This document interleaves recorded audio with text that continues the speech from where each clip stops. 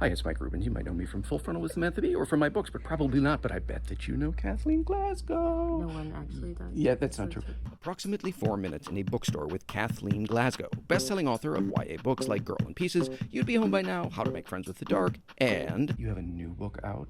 The Agathas. The Agathas. A mystery. Yes, The Agathas, written with Liz Lawson, so be sure to pick that one up as well. Kathleen and I met at Bookman's in Tucson. And I love Bookman's, and Bookman shows up in several of my books because I like to put real places in Tucson in my books. And right now I'm getting really distracted because there's like this shirtless man on a book cover next to Mike. What? Look. Oh. God, I remember posing for this one. Do you freak out when you go to bookstores? Like, do you get a panic? I panic when I go to bookstores. There's too much. Yes, because I want it all. Do you get... I want it all, Mike. All of it. I understand. I do. Also, Bookman's Yeah. is a treasure because you can get art here. So I actually got this at this Bookman's, and this is my duct tape wallet that I bought here. You bought a duct tape wallet. Yeah, look at it. It's perfect. It's sturdy. It's like 7 years old. It like fits like everything. I'm like George Costanza with my receipts.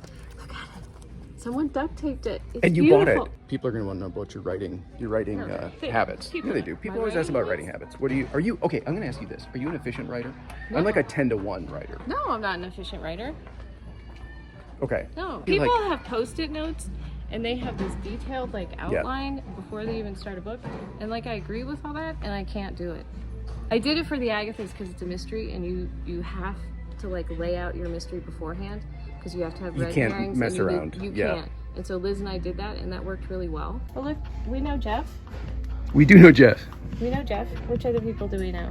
Jennifer Niven. She mentored me the year my book came out. She was really nice. She told me the kind of neck pillow to use on a tour. Oh look, here's Karen's book. Yeah. Here, we got kicked out of a wedding with like the queen of YA thrillers and mystery.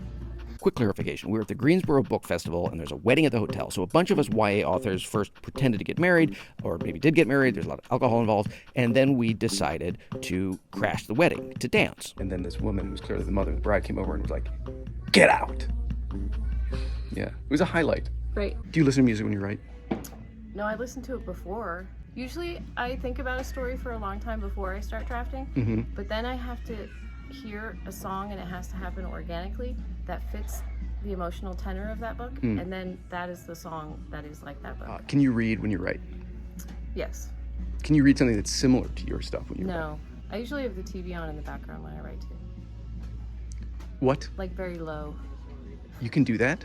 I can, and I don't know, I like it. It makes me feel less lonely. And that, you know, before the pandemic I wrote in libraries, which was my I get that. favorite because there were people walking Yeah, around yeah. and then I couldn't, so I had to kind of recreate that like Yeah. human hum behind Yeah. me, so it's the TV.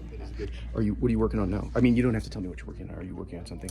Liz and I are working on the sequel to the Agathas. Oh, great. Which comes out in May, and it's called The Night in Question. And then I have another solo book coming out, I don't know, in like 2 years or something. Okay, that's nice. So we'll have to see. Is it also, should I prepare my heart now?